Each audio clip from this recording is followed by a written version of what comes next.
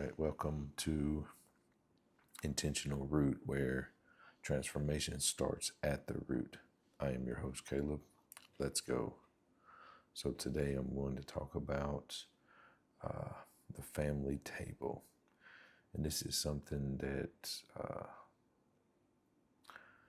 it's simple, but it carries a lot of weight. And most people don't even realize. So I was recently watching a video, and the father was sharing how he had an encounter with his two daughters, where he had asked them what they enjoyed about the day that they just had, and both of them in separate rooms of the house. As he was laying them down for bed, they both responded with the meal that they had shared together as a family, and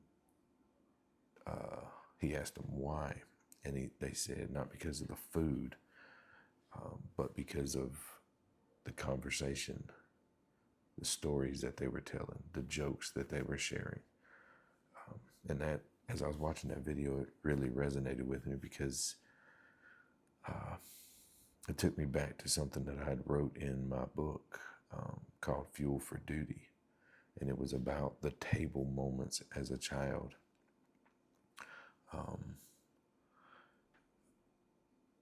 The family table should be one of the most important places in a child's life. Not because of the food, but because of the presence. When I think about the table growing up, we don't always, I don't always think about the laughter. I don't always think about the connection. I often think about the correction. The table was where you got in trouble. The table was where difficult conversations happened. But the more I've reflected on it, the more I've realized that maybe the table was always supposed to be something more. Maybe it was supposed to be a place where stories were shared, where questions were welcome. It was a place where families laughed together. It was a place where children learned that they had a voice. It was where parents showed up, not physically, but emotionally. Because children may forget what was served on the plate that day, but they rarely forget how they felt sitting at the table. And even in the Bible, God's words seem to understand this better than we do.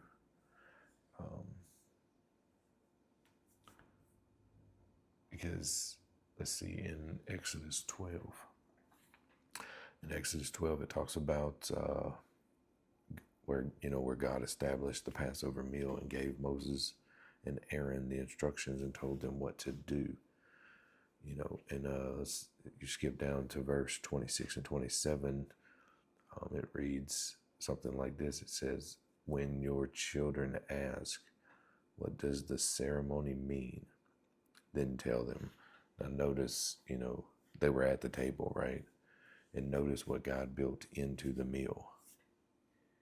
He built in conversation.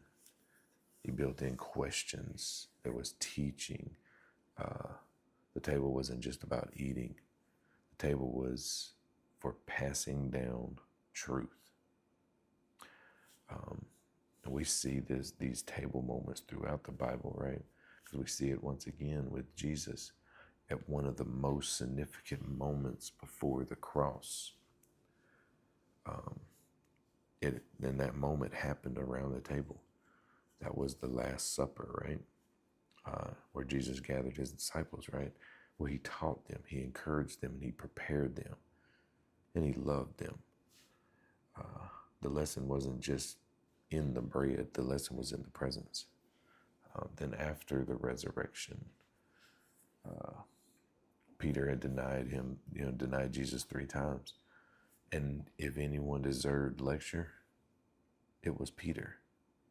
But before Jesus corrected him, they shared a meal. Before the restoration came the meal. Before the conversation came the presence. Jesus understood something many of us miss. People are often restored through relationships before they're transformed through instructions. We see it with King David and Mephibosheth. He was a broken man, a forgotten man, a man that felt unworthy. And all David said to him was, you will always eat at my table. Not because of what you can do, not because of what you've accomplished, but because you belong. So the table became a place of acceptance, right? It became a place of acceptance. Even the early church understood this. In Acts, it tells us they broke bread together with a glad and sincere heart. They didn't just attend service. They shared life. And life was often shared around the table. And, there's some table significance to Psalms 23, where it says, you prepare a table before me in the presence of my enemy. Because throughout Scripture, the table was never just about food. It's about fellowship. It's about relationship. It's about belonging. And it was about presence. And maybe that's the root we all need to recover today. We become experts at providing food. But have we become intentional about providing presence? We've mastered scheduling.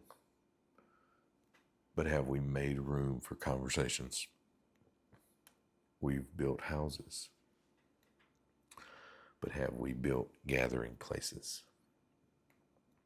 The table was never meant to be a courtroom. It was meant to be a classroom. A place where wisdom is passed down. A place where memories are created. A place where children learn they are loved. A place where families learn how to stay connected. And with that, maybe the most important thing ever served at the table was never the meal. It was the presence, the conversation, the laughter, the lessons, and the feeling of belonging. Because throughout Scripture, tables were rarely about food. They were about the relationships. And when presence becomes intentional, transformation follows. And with that, this has been another segment of Intentional Root, where transformation starts and we can grow deep.